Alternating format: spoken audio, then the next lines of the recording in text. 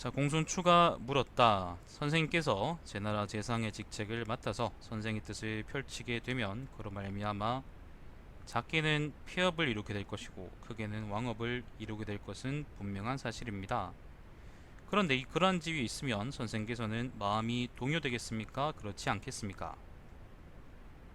예를 들면 네가 대통령이 되면 네 삿된 마음이 일어나겠느냐 안 일어나겠냐라고 묻는 거죠.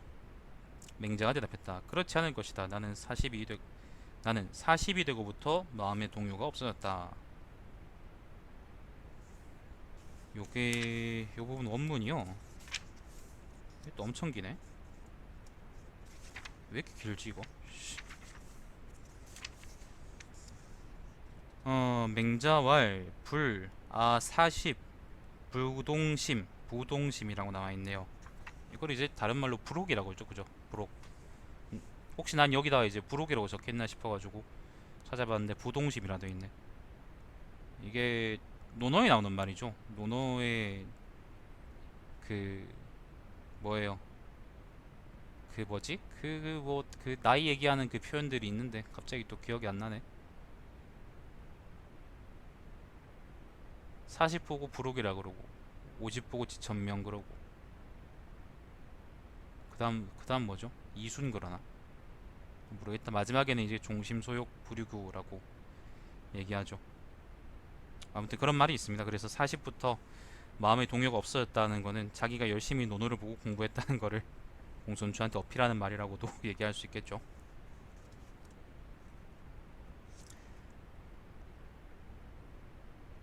그 15살 보고 지우학이라 그러죠. 지우학, 학문의 뜻 둔다 그래가지고 그게 기억이 안 났어. 자, 공손추가 말했다. 그렇다면 선생님은 맹분보다도 훨씬 더 뛰어나십니다. 맹분이라는 건 옛날에 사람 이름인데요. 그뭐 엄청 용맹했던 사람이에요. 뭐 그렇다 하네요. 자, 맹자가 대답했다. 마음이 동요되지 않는 것은 어렵지 않다. 고자 같은 사람도, 고자라는 건 여기서 이제 심형 얘기하는 게 아니고요. 사상가 고자의 의미입니다. 사상가 고자. 나중에 고자 얘기 나올 겁니다.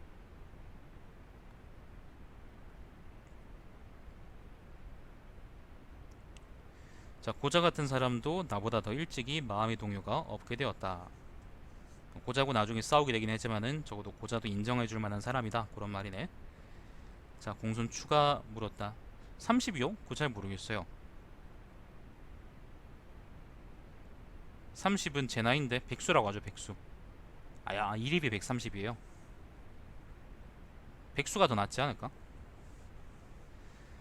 자, 공손추가 물었다. 마음이 동요되지 않게 하는데 방법이 있습니까? 맹자가 말했다. 있다. 북궁유는 용기를 기르고 마음을 동요하지 않게 되었는데 하는 데 있어서 칼에 찔려도 살갗조차 움찔하지 않고 눈이 찔려도 부릅뜨고 쳐다보았다. 요거는 정상이 아니네요. 털끝만큼이라도 남에게서 모욕을 당하면 저작거리나 조정해서 무사람이 보는 가운데 매를 맞는 것 같이 생각했다. 누더기를 걸친 천한 사람은 물론 만승의 부유함을 지닌 군주에게서조차도 모욕을 당하는 것을 참지 않았다. 만승의 부를 지닌 군주를 찔러 죽이는 것을 누더기를 걸친 천한 사람은 찔러 죽이는 것 같이 생각했다.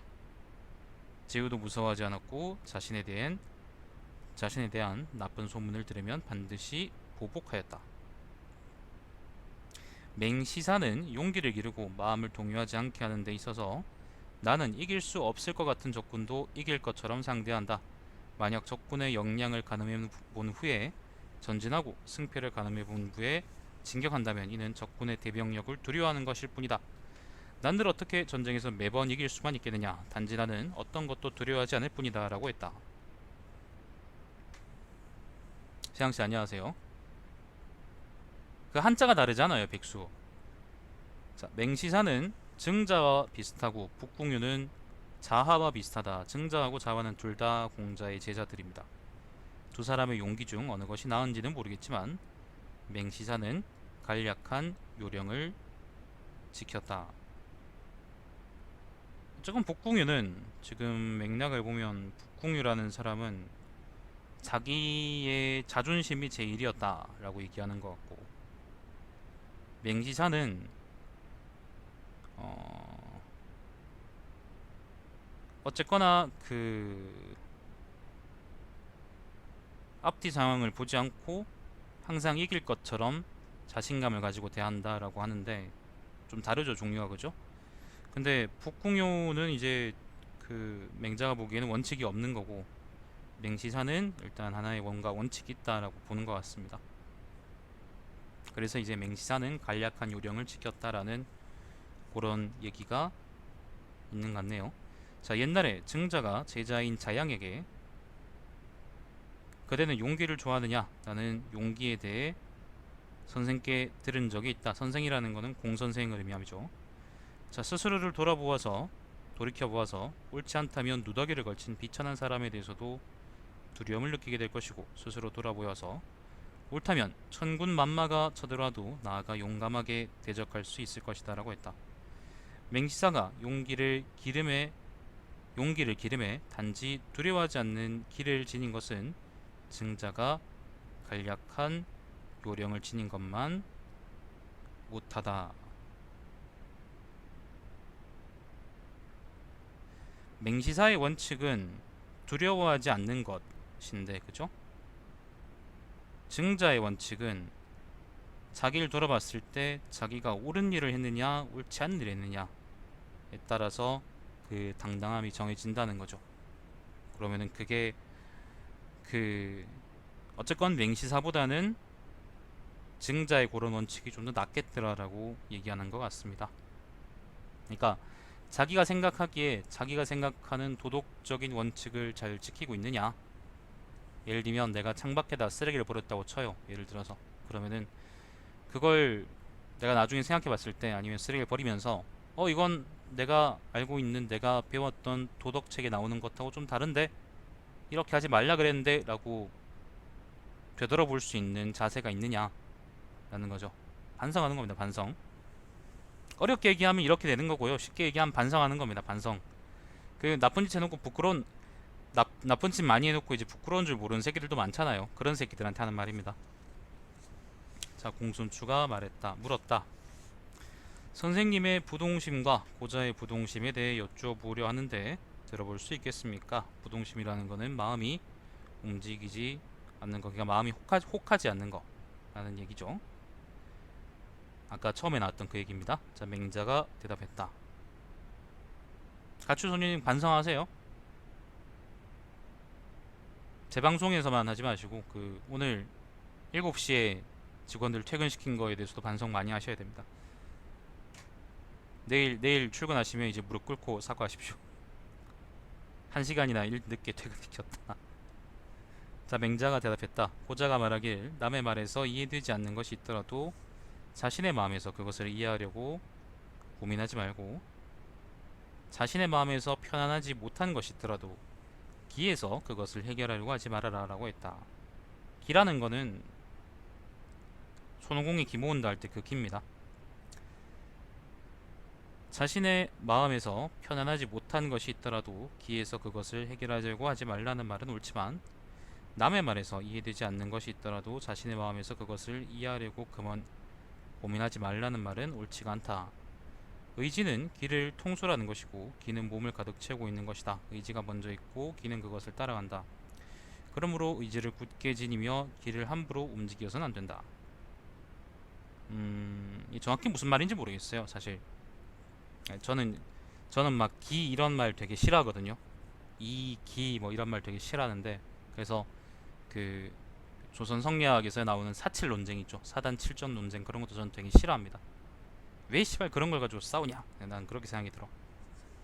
아무튼 근데 맥락상 볼 때 요 말은 어쨌건 본인의 원칙을 세우는 것이 굉장히 중요하다. 본인의 도덕적 원칙을 세우는 것이 중요하다고 이해할 수 있을 것 같고, 고자의 경우에는 그 원칙을 세우는 것이 좀, 그러니까 그 원칙을 굳이 세울 필요가 없다 라는 이제 식으로 얘기하는 것 같은데, 그거는 별로 좋지 않은 것 같다라고 맹자가 얘기하는 것 같아요. 자, 공손추가 물었다. 선생께서 의지가 먼저 있고 기는 그것을 따라간다고 하시고서 또 의지를 굳게 지니며 기를 함부로 움직여서 안 된다라고 하신 것은 무슨 뜻입니까? 이해가 안 되면 그냥 넘어가시면 됩니다. 자, 맹자가 대답했다. 일반적으로는 의지가 전일하게 되면 기를 움직이지만 간혹 기가 전일하게 되어 의지를 움직이기도 한다. 예를 들면 사람이 엎어지거나 달리는 것은 기의 작용이지만 도리어 그것의 마음을 움직이기도 한다. 지라는 거는요, 의지, 뜻지자를 쓰는데 그거는 마음을 의미하는 거고, 여기서 이걸 보고 토대로 얘기할 때 기라는 거는 이제 마음이 아니라 이제 그 실체화돼서 사람이 움직이는 것, 실제적인 작용을 의미하는 말 같네요. 나중에 성리학에서도 이렇게 얘기하는 것 같던데. 근데 여러분 이런 거는 모르셔도 됩니다. 맥락상 이해가 되면은 이해하시고요. 맥락상 이해가 안 되시면 이해하지 마세요. 그냥 지나가시면 됩니다. 중요한 거는 정치입니다. 자, 공손추가 물었다. 선생께서는 어떤 점에서 뛰어나십니까?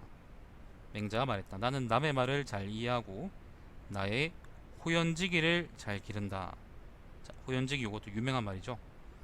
공손추가 물었다. 호연지기라는 것은 무엇입니까? 맹자가 대답했다. 말하기 어렵다. 그 기의 됨됨이는 지극히 크고 지극히 강한데 울고듬으로써 기르고 해치지 않는다면 하늘과 땅 사이를 가득 채우게 된다. 그 기의 됨됨이는 의와 도를 짝으로 삼기에 이런 것들이 없으면 위축되고 만다. 그것은 의가 쌓여서 생겨나는 것이지 우연히 한번 나의 어떤 행위가 의에 부합되었다고 해서 호연지기를 지내게 되는 것이 아니다. 행동하면서 마음이 흡족하지 않은 데가 있다면 이 호연지기는 위축되고 만다. 내가 고자는 아직 의에 대해서 오를 의자에 대해서 모른다고 한 것은 그가 의를 외지적인 것으로 여기기 때문이다. 이것도 좀 말이 어려운데요.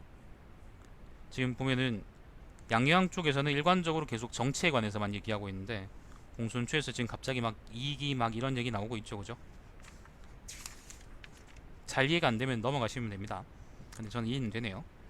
일단은 여기서 얘기하는 것은 어떤 거냐면 호연직이라는 거는 맥락상 해석을 해볼 때 원칙입니다. 원칙.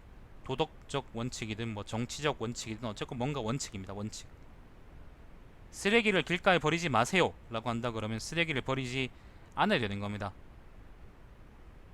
예를 들어서 뭐 100번 길을 걷는데 그 100번 길을 걸어가는 것 중에 57번은 쓰레기를 버리지 않았고 나머지 이제 43번은 쓰레기를 버렸다라고 한다 그러면 그거는 호연지기에 부합하지 않는 거죠. 호연지기가 없는 겁니다. 그거는 원칙이 사실상 없는 거나 마찬가지죠. 우연찮게 나는 이제 쓰레기를 버리지 않아야겠다고 생각을 하지 않았는데 우연찮게 뭔가 바쁜 일이 있어가지고 길을 가다가 쓰레기를 버리지 않고 그냥 이제 그걸 들고 갔어요. 그러면은 그게 원칙에 부합한다고 하더라도 그것이 내 마음에서 우러나는 것이 아니기 때문에 그것은 호연지기가 아니라고 얘기하는 겁니다. 쉽죠? 어렵지 않죠, 그죠? 그러니까 결국에는 그 뜻이라는 것은 뜻과 그 다음 옳음, 원칙, 도덕 뭐 이런 것들 있잖아, 그죠? 그것들은 전부 다 자기의 마음에서 우러나는 것이다. 자기의 마음과 의지에서 우러나는 것이다 라는 게 맹자의 주장인 거고, 지금 고자에 대해서 이제 맹자가 비판하는 바는 고자는 그게 마음 속에서 일어나는 것이 아니라 밖에서 예를 들면 사람 뭐 지금 정확히는 잘 모르겠습니다만 예를 들어서 사람들의 합의 같은 거 있잖아요. 합의. 예를 들면 사람들의 합의, 뭐 사회계약서 아니면 법 이런 것처럼 사람들의 합의로서 그런 규칙들이 정해지는 것이다라고 아마 주장하는 것 같아요. 그런 의미에서 맹자하고 고자가 입장 차이가 있고 맹자가 이제 고자 입장을 여기서 이런 식으로 반박을 하고 비판을 하고 있는 것 같아요. 쉽죠, 그죠? 철학이란 이렇게 원래 쉬운 겁니다. 어렵게 생각하시면 안 돼요, 절대로. 절대로 어렵게 생각하시면 안 됩니다. 쉽게 생각하셔야 됩니다. 이해되시죠, 그죠? 자, 반드시 의를 실천하는 일을 하되 결과에 집착하지 말아야 하고 의를 실천해야 한다는 것을 마음에서 잊어서도 안 되지만 억지로 조장해서도 안 된다. 다음에 송나라 사람과 같이 해서는 안 된다. 송나라 사람 중에 곡식에 싹이 자라지 않는 것을 안타깝게 여겨 싹을 뽑아 올려준 자가 있었다. 싹이 안 오르니까 싹을 이제 끌어올려줬다고 이제 땅에서 뽑아버린 거네. 그가 필요한 기색으로 집으로 돌아와서는 가족들에게 오늘은 참 힘들었다. 내가 싹이 자라는 것을 도와주었다라고 했다. 그의 아들이 달려가 보니 싹은 이미 시들어 버렸다. 천하에서 곡식이 자라나는 것을 조장하지 않는 사람이 적다. 호연지기를 기르는 것이 무익하다고 해서 내팽개치는 것은 김매지 않는 것과 같고, 호연지기를 억지로 조장하는 것은 싹을 뽑아 올려주는 것과 같다. 조장하면 무익할 뿐 아니라 또 해를 끼치게 된다.